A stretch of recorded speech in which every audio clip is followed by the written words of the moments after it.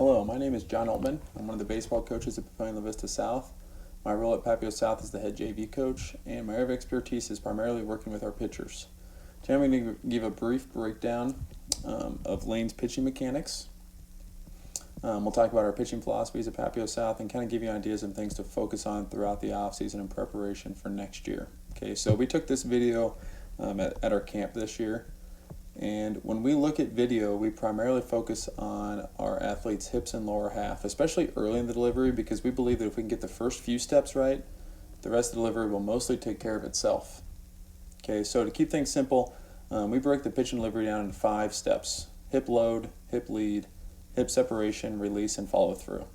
Okay, we primarily focus on hip load and hip lead because those 2 steps set up the rest of the delivery.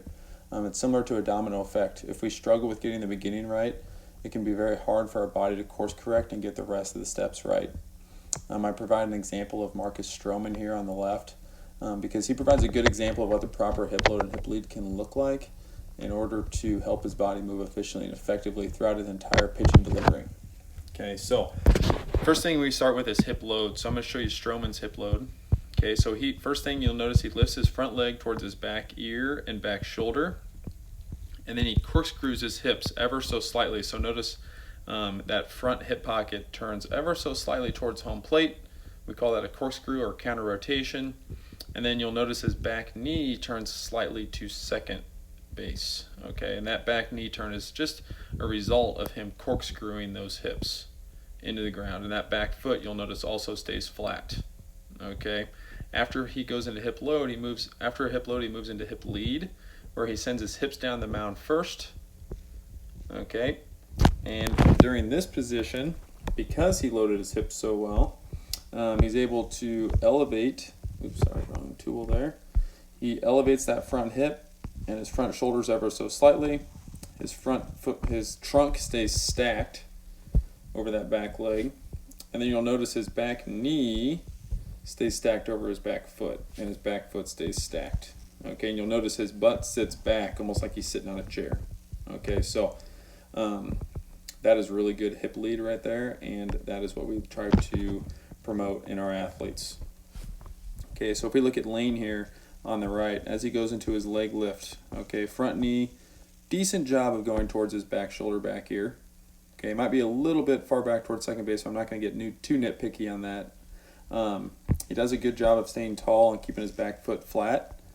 One thing he could do a little bit better job of, though, is corkscrewing those hips. All right, so taking that front hip and turn it back towards second base just ever so slightly, and then elevating that front hip. We want to see a little bit more elevation there. Okay, what you'll notice with Lane as he goes into his hip lead is he brings that front foot down, back towards the ground, and then he steps towards second. All right, so that front hip isn't really opening up, all right, as much as his front leg is just stepping towards home. Okay, and so he's not really getting any power from that back leg. Front foot's just stepping towards home.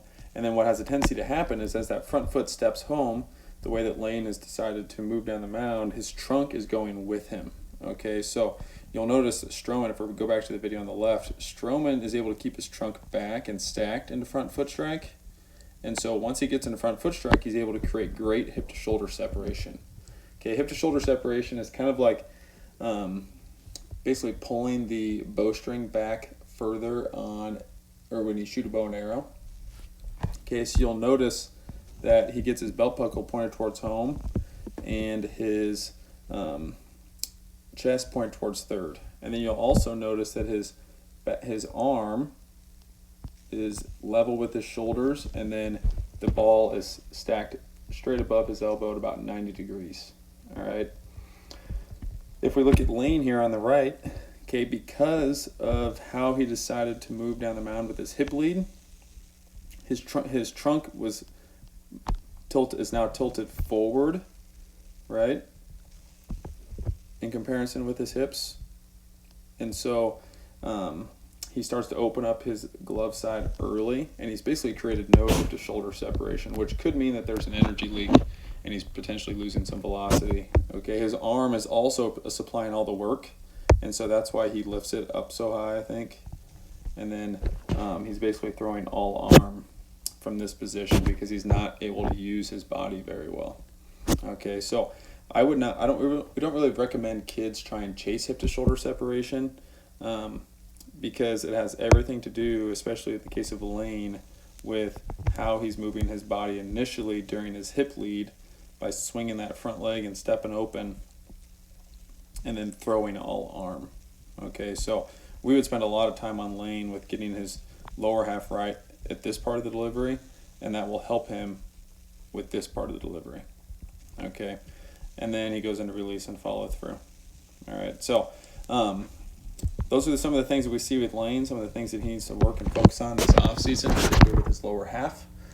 Don't hesitate to contact me if you have any questions about this video, if you're curious on drills or things that we like to do that could help make these mechanical changes. I do give pitching lessons in the off-season for those who are interested.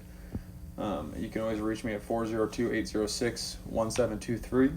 I'm an open book, and I always really enjoy talking baseball and pitching, so if you have any questions, don't hesitate to reach out. All right, thank you. Again, my name is John Altman. I appreciate your time. Go Titans.